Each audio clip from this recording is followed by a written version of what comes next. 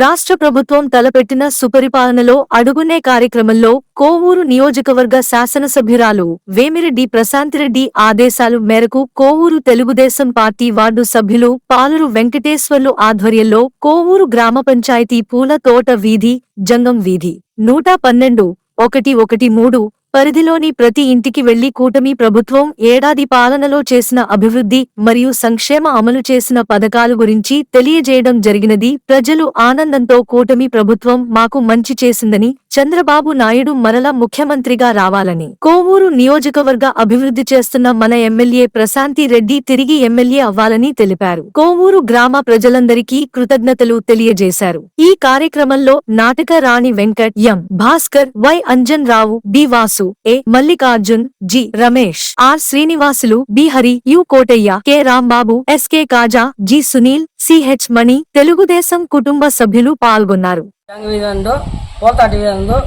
ఇంటింటి ప్రచారం చేస్తున్నాము. ఏ ఇంటికి పోయినా కూడా స్పందన బాగుంది. ఎక్కడ పోయినా కూడా తల్లికి వందనం కానీ, గ్యాస్ కానీ అన్ని బాగా పడుతున్నాయని చెప్పారు. ఏ ఇంటికి పోయినా స్పందన బాగుంది. ఎమ్మెల్యే గారు చాలా బాగా చేస్తున్నారు అని చెప్పారు. మళ్ళీ కూడా ఆమె రావాలని కోరుతున్నారు. ముఖ్యమంత్రి చంద్రబాబు నాయుడు రావాలని కోరుతున్నారు. కోవూరు నియోజకవర్గ శాసనసభ్యురాలు శ్రీమతి వేమిరెడ్డి ప్రశాంతిరెడ్డి గారి ఆదేశాల మేరకు ఈరోజు కోవూరు గ్రామ పంచాయతీ పరిధిలోని 112-113 వార్డు నందు సుపరిపాలనలో తొలి అడుగులో భాగంగా వార్డు ఇన్ఛార్జి పాలూరి వెంకటేశ్వర గారి ఆధ్వర్యంలో ఇక్కడ ఇంటింటి సర్వే చేయడం జరుగుతుంది. ప్రతి ఒక్కరూ చాలా సంతోషం వ్యక్తం చేస్తున్నారు.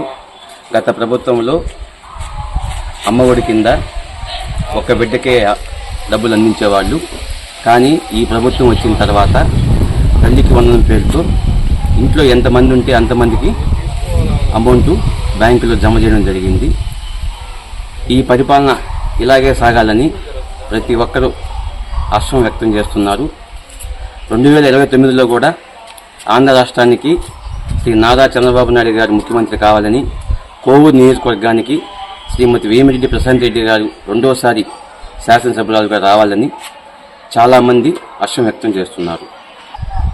ఈ విద్యా సంవత్సరంలో స్కూల్స్ ఓపెన్ అయిన తర్వాత ప్రతి ఒక్కరికి